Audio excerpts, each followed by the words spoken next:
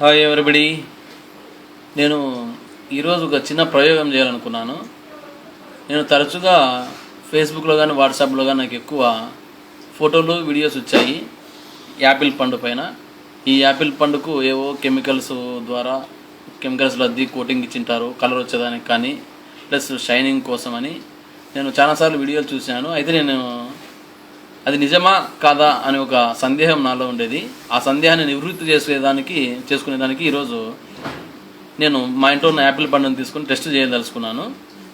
ఇప్పుడు దీనిపైన నిజంగా కెమికల్స్ అద్దినారా, కోటింగ్ ఉందా లేదా అనేది నేను చెక్ చేయాలనుకున్నాను.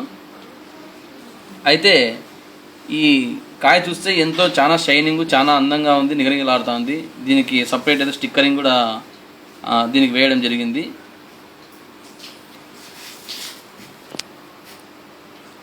ఈ కాయ పైన కోటింగ్ ఉందా లేదా అనే నాకున్న డౌట్తో టెస్ట్ చేయడానికి ఇప్పుడు కత్తి తీసుకొని ఈ పైన ఇట్లా రుద్దుతున్నాను.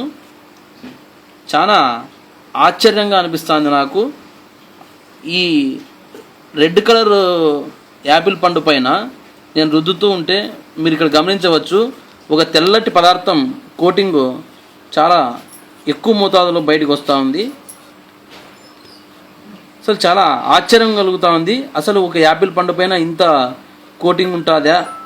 ఇన్ని రసాయనాలు, ఇన్ని కెమికల్స్ అన్నీ యూజ్ చేసి వీళ్ళు మనకు ఎంత మోసం చేస్తున్నారో ఇంతకాలం నాకు ఇప్పుడు దీని ద్వారా అర్థమవుతూ ఉంది.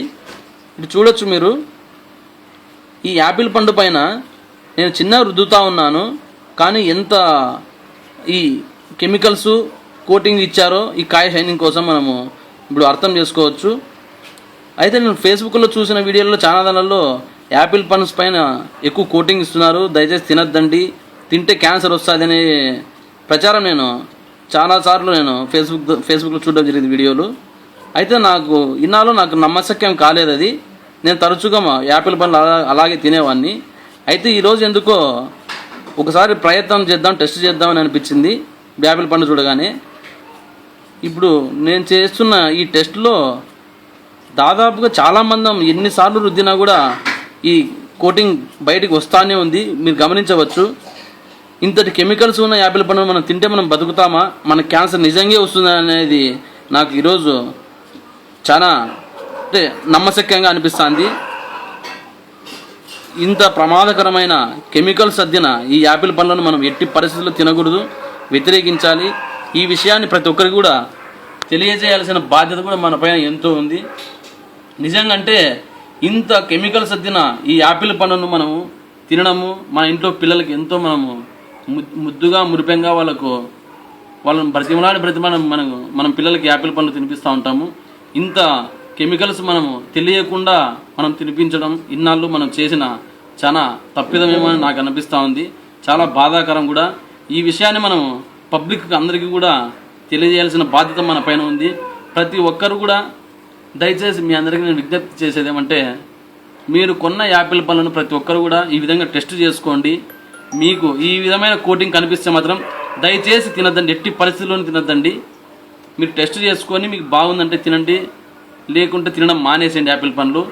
ఇటువంటి యాపిల్ పండ్లు తినడం వల్ల మనకు ప్రమాదమే కానీ ఏం ఉపయోగం లేదు.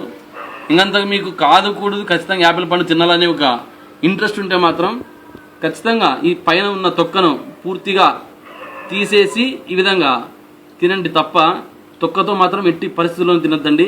చాలా ప్రమాదకరం, హానికరం కూడా. దయచేసి ఈ విషయాన్ని మీరు మీ ఇతరులందరికీ కూడా తెలియజేస్తారని ఆశిస్తూ సెలవు తీసుకుంటాను. Okay, bye.